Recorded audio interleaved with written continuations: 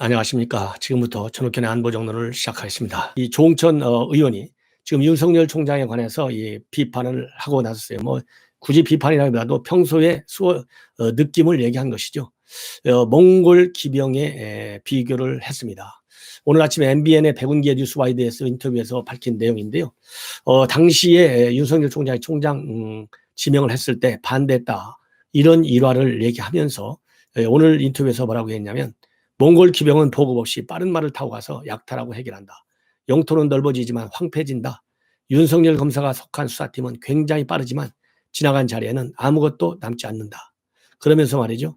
수사 달성을 위해서는 법치주의 약화도 별로 두려워하지 않는 점에 대해 우려한다. 그리고 조국 전 장관 수사에 들어가서 몽골 기병 형태가 나왔다. 이렇게 평가를 하고 있습니다. 그리고 대권 주자로서의 윤 총장과 관련해서는요, 대통령이 전지전능한 사람일 필요는 없고 우리나라와 국민에 대한 존중과 사랑이 충만해야 하고 한쪽으로 치우치면 곤란하다. 이렇게 얘기를 하고 있습니다. 그러면서 윤석열 총장은 능력도 뛰어나고 또 특수부에서 오랫동안 수사를 했기 때문에 실물 경제에는 굉장히 강하다. 결국 어떤 사람들과 일을 도모하느냐, 가치 있는 사람들을 보면 대충 답이 나올 것이다. 이런 평가를 하고 있는데요. 전반적으로 이제 특수통 검사들의 일반적 이 특성을 감안할 때 윤석열 총장, 그러니까 이제 몽골 기병처럼 아주 동작이 빠르게, 왜냐하면 특수수사의 경우에는 증거인멸 이런 거 뭐 빨리빨리 못하게 막아야 될 거 아니겠어요. 그러니까 신속한 수사가 굉장히 중요하고, 그다음에 신속한 수사를 하기 위해서 전제되는 것은 신속한 판단력이잖아요. 이 신속 정확한 판단력이에요. 이런 걸 갖추고 있다. 이렇게 또 좋게 평가할 수도 있어요. 몽골 기병이 꼭 나쁜 것만은 아니지 않습니까? 예.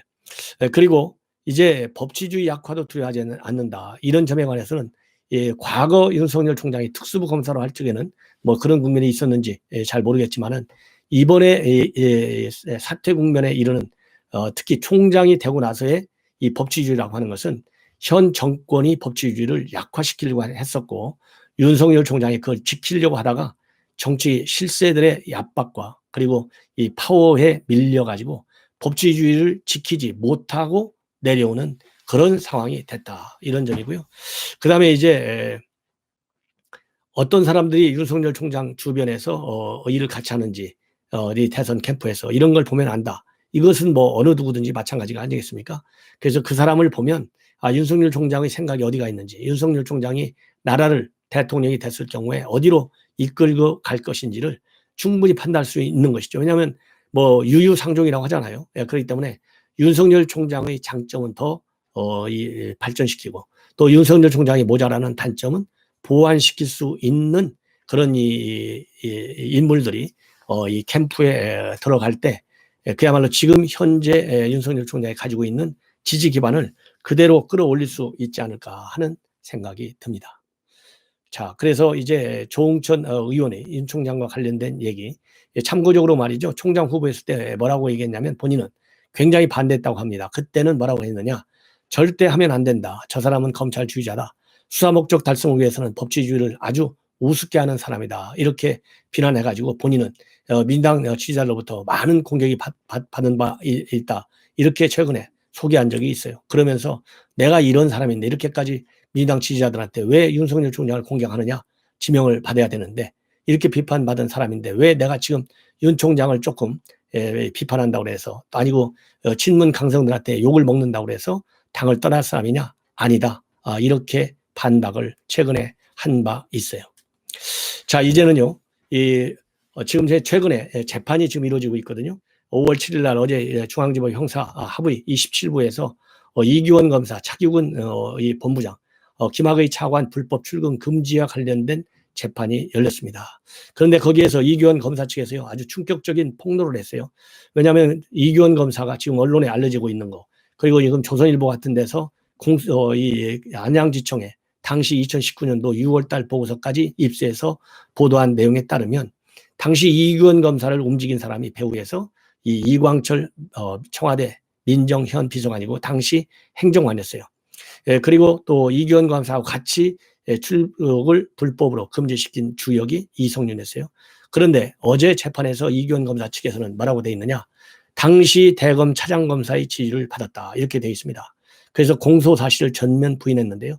당시 대검 차장이 누구였냐면 봉욱 현 변호사가 맡고 있었어요. 이 봉욱 당시 대검 차장은 최근에 검찰총장 후보로도 거론된 바 있습니다.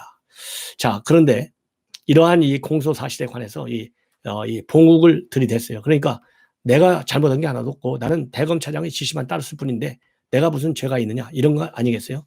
그런데 이러한 이 주장에 관해서 봉욱 지금 현재 대검 차장 즉 변호사 측 봉욱 측에서는요 이규원 검사 이런 내용을 전면적으로 부인하고 있습니다. 그러면서 현재 수사가 진행되고 있기 때문에 자세하게 구체적으로 말할 수 없지만은 이규원 검사가 얘기한 대로 자기가 지시했다. 이것은 사실과 다르다. 그래서 이 법조계 안팎에서는 당시 보고란에 있었던 문 총장 대신에 보고받았을 뿐인 봉욱 전 차장에게 모든 책임을 떠는 것이 아니냐 이런 비판이 나오고 있다고 합니다. 그런데 이것은요 이제 법무부 쪽에서는 당시에 법무부 장관이 연락이 안 되는 바람에 김호수 차관하고 이용구 법무실장에게만 보고됐고 대검에서는 한편으로 문무일 총장에게는 전화 연결이 안 돼서 봉욱 차장에게 보고됐던 것으로 그렇게 조선일보 취재 결과 알려지고 있고요. 이와 관련해서 이성윤 현 중앙지검장 당시 반부패부장 있죠. 이 이성윤이는 당시 문무일 총장에게 전부 다 그대로 보고를 했다. 이렇게 주장을 하고 있습니다. 이 얘기는 결국 뭐냐. 이규원 측에서는 대검 차장한테 보고했으니까 대검 차장이 알아서 문무일 총장한테 보고했을 거 아니냐. 이렇게 얘기하는 것이고 그리고 이성윤이는 직접 문무일 총장한테 보고했다. 이렇게 주장하고 있어요.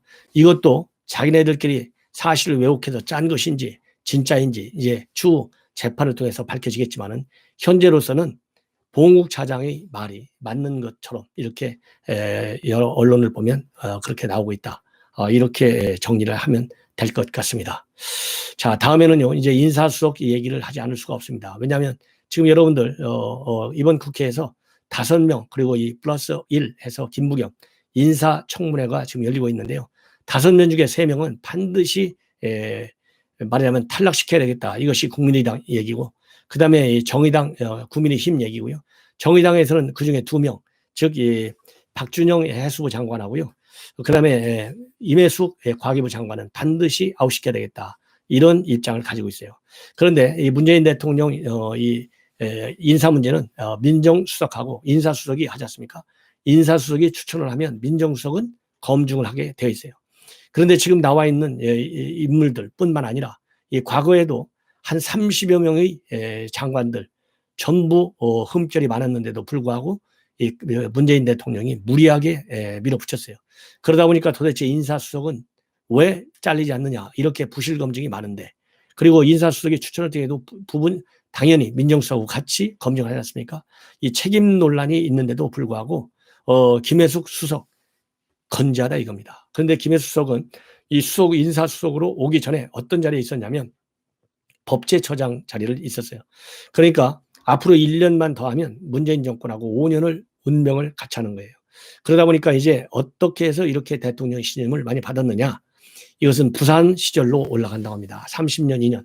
그러니까 1992년도에 이 김혜숙 수석이 나도 노동 변호사가 되고 싶다. 그러면서 당시 노무현 문재인 합동법률사무소인 법무법인 부산에 와서 문재인 변호사를 직접 찾아가서 내 롤모델이라 이런 얘기까지 하면서 거기서 같이 근무하게 됐고 그리고 그러다 보니까 이제 신뢰가 쌓였다는 것이죠.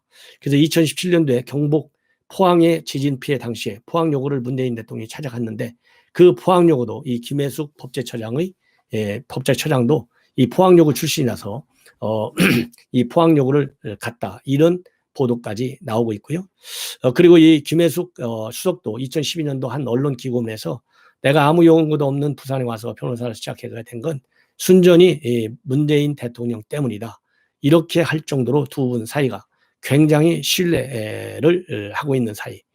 그리고 법제처장의 취임 직후에 인터뷰에서도 이 김혜숙 당시 법제처장은 대통령과 관련해서 한마디로 한결같은 사람이고 처음과 끝, 안과 박이 같은 사람이다. 처음엔 근사해 보여도 속속들이 하게 되면 단점도 눈에 거슬리는 면도 나타나게 마련인데 그런 게 전혀 없다.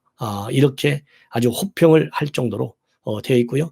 그리고 이 법제처 처장 때 처장 때는 이 한일 위안부 합의 파기하는 문제, 강제징용 배상 판결 문제와 관련해서 이 문재인 대통령한테 법률 자본까지 한 것으로 그렇게 알려지고 있습니다. 자, 그래서 지금 현재 청와대에서는요, 이 김혜숙 수석이 굉장히 입이 무겁기 때문에 인사 보안도 잘 지키고 있고, 다만 이 교류의 폭이 좁다 보니까 상당히 제한된 사람만 고르는 그런 단점이 있기는 있지만은 현 정부 내내 인사수석의 자리를 지킬 것이다. 이런 평가가 많이 나오고 있다고 합니다. 자, 그리고요, 참고적으로 이 박준현 도자기 밀수 의혹이 지금 계속 일파만파로 퍼지고 있지 않습니까? 근데 저도 뭐 해외 외교관으로 근무해봐서 잘 아는데요. 외교관으로 들어올 때 이삿짐은 전부 무관세 통과를 하게 돼 있는데요. 지금 이번에 이제 문제되는 것은 도자기가 1000여 점이 넘어요. 뭐 여러 가지 뭐 도저 식기도 있고 뭐 이제 이 컵도 있고 그다음에 뭐 여러 가지 식기도 있고 이런 거가 있는데요. 1250여 점이라고 합니다. 그래서 이것을 갖다가 이제 팔아서 문제가 되는 거거든요. 이삿짐은 팔면 안 되게 돼 있어요. 그렇기 때문에 이제 관세법 위반 여부에 대해서도 지금 관세청에서 검토하고 있다고 하고요. 그다음에 해수부에서도 또 입장문을 냈어요.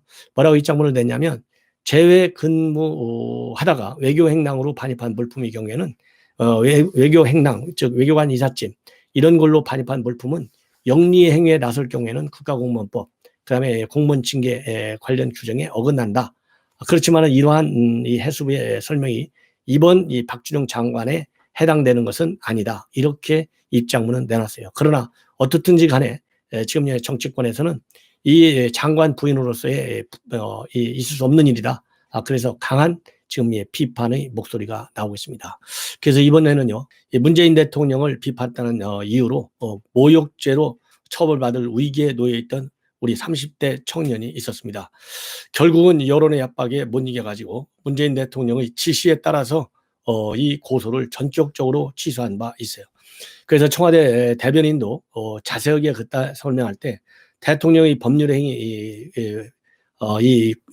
법률행위 즉 고소는 대통령의 지시에 의해서 이루어졌고 그래서 이 처벌 의사를 처리하도록 또 대통령이 지시했다. 이렇게 지시했다는 얘기는요, 공식적인 이 명령이잖아요. 그러면 이 공식적인 명령이라는 얘기는 이 모욕죄와 관련된 업무, 이 공식적으로 다뤘다는 얘기지 않습니까? 그러면 이 검찰 관련 이 고소 고발 사건, 청와대와 관련해서 이러한 사건의 경우에는 직접적으로 법률 문제는 민정수석실에서 관리하고 있어요. 그래서 이 고소 자체도 대통령 이름으로 하지 않았으니까 법률 대리인이 했다면 민정수석실에서 한 것이 분명하다. 그리고 취하도 마찬가지로 민정수석실에서 했을 것이다. 그러면 이제 발표는 당연히 대변인이 있으니까 대변인이 발표했을 뿐이에요. 자, 그렇다고 한다면 이 고소는 민정수석, 이 시기적으로 보면 조국하고 김정은이 해당되는데 누가 했겠느냐? 이것이 이제 언론에 관심이 되고 있어요. 그러면 우선 시점별로 어떻게 일이 진행되는지 이것을 먼저 아는 것이 중요합니다. 2019년도 7월 17일 날 이 젊은 청년이 대통령을 비방하는 유인물을 국회에서 뿌렸어요. 그리고 이 고소는 말이죠. 언제부터 있었냐면은 그러니까 19년 7월 17일 날 문서를 뿌렸으니까 뿌린 날로부터 언제까지냐? 출석 통보를 받은 날이 11월 12일입니다. 그렇기 때문에 7월 17일 날서부터 11월 12일 사이에 이 고소가 이루어졌어요. 고소가 이루어졌으니까 이제 출석을 하고 통보가 나왔잖아요. 그런데 이때 민정수석은 누구였었냐면 조국하고 그다음에 김주원이었어요. 김주원은 감사원 출신이고 조국은 알다시피 시민단체 출신이죠. 그래서 이 조국하고 그러면 김주원 둘 중에 한 사람인데 조국은 언제까지 민정수석을 했냐면요. 7월 26일까지 했어요. 이후로 이제 장관 내정이 돼서 조국은 민정수석실을 떠나고 수석으로서 떠나고 김주원이가 맡게 됩니다. 예. 이렇게 되니까 이제 둘 중에 한 사람이 고소를 했을 건데요. 자, 그러면은 7월 17일과 26일 사이를 보면 돼요. 불과 며칠 사이냐면요. 9일 차이입니다. 그러면 이러한 사건은 대통령 직접 해당되는 대통령을 정면으로 비판하는 내용이잖아요. 그러니까 경찰에서도 민정수석실에서도 굉장히 빠르게 움직였을 겁니다. 그러면 7월 17일 날 뿌렸으니까 최소한도 뭐 저도 청와대에서 근무해봐서 알지만은 경찰에서도 이러한 보고는 지체 없이 보고하게 돼 있어요. 그러니까 빠르면 7월 5일 밤 아니면 늦어도 7월 18일 날은 민정수석실에 전부 보고가 됐어요. 그러면 민정수석실에서도 이러한 경찰의 보고서를 또 끓이고 앉아 있을 수가 없어요. 대통령한테 바로 보고하게 돼 있어요. 그래서 대통령도 7월 18일 늦어도 19일까지는 보고가 됐을 겁니다. 예. 그렇기 때문에 그러면은 7월 17일에서 26일 불과 9일 사이인데요. 지금 조국 수석의 경우에는 당시 이제 장관에 가느냐 마느냐 이런 설왕설래가 있을 때 아니겠어요? 그러면은 조국 입장에서는 자기 신상 문제가 중요했어요. 대통령 이 모욕죄 처벌하는 게 중요하겠어요. 처벌도 물론 중요하지만은 고소라고 하는 법적 절차를 완수하는까지는 여력이 없었을 것이다. 그러니까 이제 조국이 이 7월 26일까지 이 법적 성격을 다 검토했을 겁니다. 예. 법적 성격을 검토하고 또 법률 자문도 받았겠죠. 밖에 이 로펌을 통해서. 그래서 이건 고소해야 되겠다. 이런 정치적인 판단이 내려오게 된 것은 결국 7월 26일이 넘었을 것입니다. 왜냐하면 외부 기관의 법률 검토를 하면 그것도 시간 걸리죠. 그다음에 청와대 안에서도 그러면 정말로 고소할 거냐 말 거냐 하면 또 결정 과정에 시간이 걸려요. 이렇게 되면 7월 26일 이후에요. 그러면은 최소한도 보고는 조국이 하고 결심은 김주원이 했을 가능성이 상당히 커요. 그래서 이 고소장 같은 거 작성하는 경우에는 김주원은 민정수석이지만 변호사가 아닙니다. 행정관료 출신이거든요. 그렇기 때문에 민정수석에 있던 이 변호사가 외부 로펌을 통해서 고소장을 정식으로 써서 이 고소장을 제출했을 가능성이 큽니다. 그래서 조국 또는 이 김주원 둘 중에 한 명인데 제가 볼 때는 조국은 1차 보고는 조국이고요. 최종 결정은 김주원이 했을 가능성이 크지 않느냐. 이것이 합리적인 논리적 귀결일 것이다라는 생각이 듭니다. 이거와 관련해서요, 이 중앙일보에서 직접 조국하고 김주원 접촉을 시도했어요. 그런데 조국 수석은 기자들과는 통화하지 않는다. 이런 입장을 밝혔고 김주원 수석은 아예 전화도 받지 않고 문자 메시지에도 답하지 않고 있다고 합니다. 이 얘기는 절반 이상은 시인하는 거죠. 예. 시청자 여러분들께서 제 방송 많이 시청해 주실 것을 다시 한번 당부드립니다. 대단히 고맙습니다.